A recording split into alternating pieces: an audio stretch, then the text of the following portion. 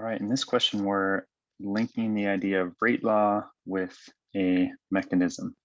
And so, as we learned in class, the rate law always corresponds to the slow step in a mechanism.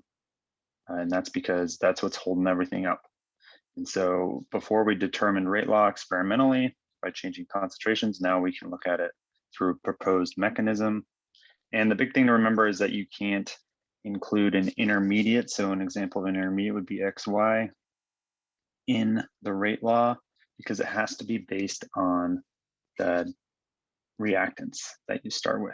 In this case, the slow step is step one, which is reactants. So this is the equation, right? X plus 2y.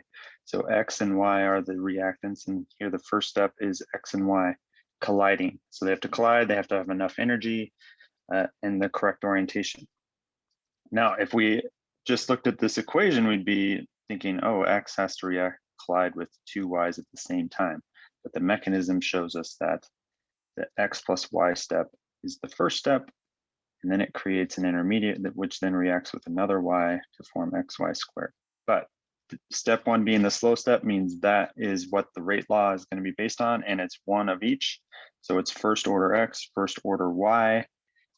And so we're going to look for one with X and Y, and they're both first order. So it's going to be D. Let's try that. There we go.